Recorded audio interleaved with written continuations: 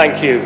Your Excellency, Mr. President, Your Excellencies, Heads of Government, Your Excellencies and distinguished guests, I am honoured to represent the British Government today and to bring with me warm congratulations and best wishes from Her Majesty the Queen on Nigeria's 100th birthday. It is a particular privilege to join you all as my Prime Minister's representative to celebrate this important day and to strengthen and renew the unique ties between Nigeria and the United Kingdom. I am honoured, Mr. President, to speak today of Nigeria and Africa. I am always struck by Nigeria's youth, energy and vitality. I believe strongly that your country and the countries represented here today should be viewed through the lens of promise and ambition. I want to take this opportunity to focus on the great future ahead for both Nigeria and its African counterparts. It is a future that is closely linked to the achievement of prosperity, stability and democracy. And I believe, as in the case of Europe, it is the choices African leaders make in these three areas that will determine Africa's future. Nigeria's first Prime Minister said at independence in 1960 that Nigeria's relations with the United Kingdom were always as friends. This is as true now as it was 54 years ago. Our relationship is rooted in our joint history, in the large and important and energetic Nigerian community in the United Kingdom, the deep and expanding trade relationship, and our countless educational, sporting and cultural connections. So it is exciting to recognise, as we stand at the dawn of a new century for Nigeria, that the future brings with it extraordinary possibilities for your country and for many African nations.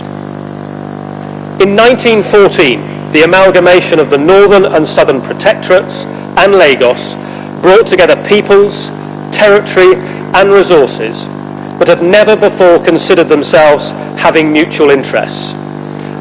That brought challenges, but Nigeria's diversity has brought the country strength, resilience and a multitude of talent. It has growing international influence as a peacekeeper, as a leader in the African Union and on the United Nations Security Council. The country has also become a driving economic and political force in the region. A bright future awaits Nigeria.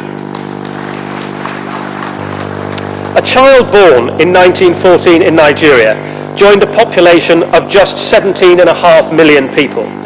Now the population is 10 times that figure. In Nigeria, today alone, more than 18,000 children will be born. In their lives, they could see Africa's population quadruple, its gross domestic product triple, a world where one child in every three is African. Those children will witness extraordinary social, political and economic shifts, boosting this continent's global role as never before. But those same children could also suffer from the impacts of climate change, witness unprecedented competition at every level, and perhaps unsustainable demands on Africa's resources and environment. They will need productive jobs and will want a political, economic and social voice. Managing those challenges will test the leadership and vision of all of us in this room here today. But I believe we share a vision that we want to see realised in our lifetime. It is the vision of independent, thriving and dynamic African countries, overcoming poverty, famine and conflict. It is the vision of African families raised without disease, economies managed effectively, linked to open markets and providing jobs. It is the vision of African states governed with the consent and participation of their people and fundamental rights protected for everyone, regardless of your gender, regardless of your ethnicity, belief, disability or sexuality. Whether it is in the high-tech hubs of Lagos and Nairobi, or the scientific innovation in South Africa, energy and ambition can be found everywhere in Africa. This is why the United Kingdom is positive about the bright future for many African nations. This is in large part down to the achievements that many African governments have made over the last decade, lifting millions of people out of poverty and conflict. And I would like to put on the record my admiration for this significant achievement. These achievements have brought African countries a long way. But if the vision I have set out, and which I believe we all share, is to be truly realised, African governments must allow their countries to flourish.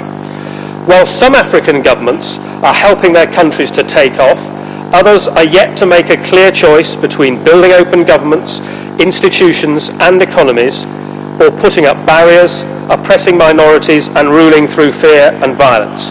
I have no doubt about which choice Africans expect of their government. In 1914, 100 years ago, as Nigeria was being born, Europe stood on the verge of tearing itself apart. Europe's future was uncertain. Its path towards democracy, prosperity and stability unclear. It was the choices European leaders made that have brought European countries to where they are today. Many of those choices brought success, but as we sadly know, some of the choices brought terror and devastation in Europe to millions. If African nations are to avoid in the next century the mistakes that European nations made over the last 100 years, then ultimately African leaders, you here today, must make the right choices. And it is no exaggeration to say that leaders here today hold in their hands the fate of possibly 1 billion people and their prosperity. Your choices will be critical. I have been privileged to see the ancient mosques of Timbuktu, to sit on the shores of Lake Kivu. I have been from Addis to Abidjan, from Cape Town to Khartoum. I've seen the mosaic of nations, cultures and histories that make up Africa's richness. Africa's variety defies categorization, but I believe there may be a guiding narrative that will be critical to Africa's emergence. 3 areas in which the success of African governments will not be judged by rhetoric, but by outcomes, and they are democracy, prosperity and stability. The first choice is on democracy. African nations will need to direct themselves with determination towards democracy. This is a call from Africans themselves, who with a smartphone in one hand and Twitter at their fingertips want to shape and define their own future.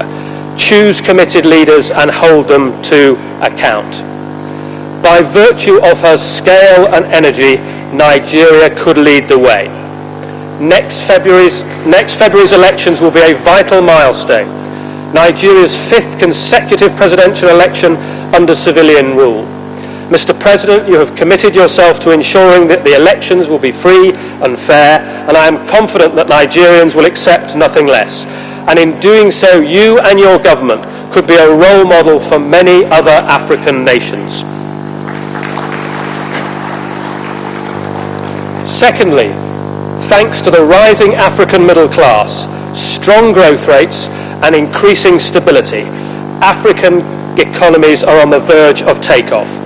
But to get the wheels off the ground, African economies will need to choose to couple transparent, capable and visionary economic management with investments in infrastructure, education and energy.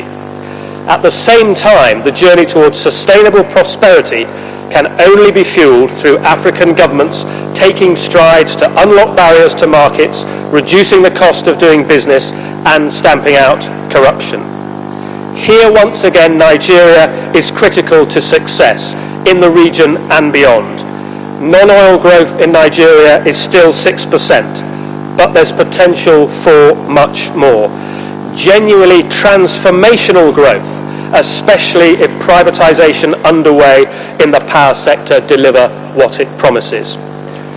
But democracies do not flourish, nor do economies grow in the midst of instability. So the final area I wish to highlight for Nigeria and elsewhere on the African continent is the imperative on providing security for all citizens. Any government has the right and indeed the obligation to defend its territory and people from terrorism. As it does so, it has a duty to be the protector of its citizens and their universal human rights.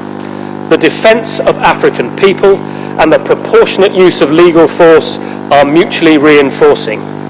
The United Kingdom will partner African governments in seeking the eradication of violent extremism and terrorism.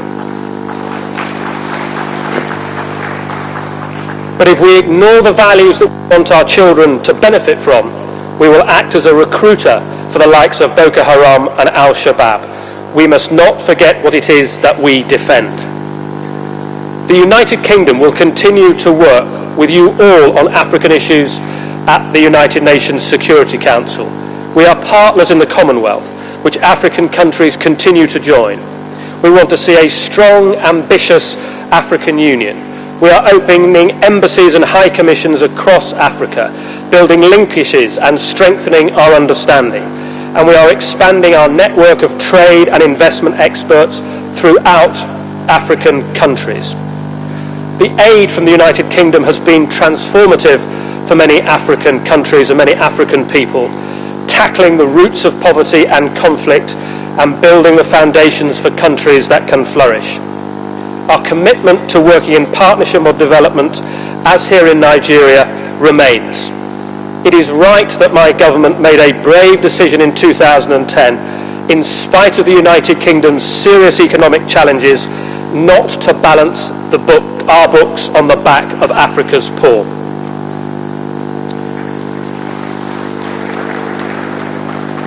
We are one of Africa's largest traders. Indeed, in Nigeria, we remain the largest investor. And we are making significant strides to meet our ambition to double bilateral trade with Nigeria from 4 billion sterling in 2011 to 8 billion sterling by the end of this year. And as one of the world's largest exporters, and with our global leadership and expertise in education, logistics, retailing, creative industries, hydrocarbons, agriculture, banking, renewable energy, pharmaceutical, financial services, extractives, research and development, and with businesses that pride themselves on sound ethical governance, the United Kingdom has a huge amount to offer Africa's emerging economies. Some will say that we're doing these things out of self-interest, but let me be clear. It is in the United Kingdom's interest to promote democracy, stability and prosperity, but it is also in Africa's and Africa's people's interests as well. And it is a clear indicator of Africa's importance in the 21st century that the United Kingdom and many other nations seeks to build and sustain the partnerships that will take African countries well into the next century. I want to see Africa, Africans and African nations succeed. There is a bright future for this continent, fueled by its energy, entrepreneurship and ambition. As Nigeria has shown, an enormous amount has already been achieved. Yet the future journey will not be easy. The challenges will be great, but that opportunity that is at the fingertips of so many African people, with their government's help, must be seized. It is about making the right choices. It is about bringing true democracy, prosperity and stability to every one of your citizens. Last year, we saw the passing of one of the world's greatest leaders, Nelson Mandela. His death has left a challenge to all political leaders, Africa's included, to meet the aspirations of our people, to demonstrate the same servant leadership that Nelson Mandela showed, to choose transparency, to choose reconciliation, to choose partnership and opportunity for all. So once again, Your Excellency, Mr. President, I wish Nigeria and the Nigerian people a happy 100th birthday. And I look forward to the next century of our partnership and to huge Nigerian and African success. Thank you.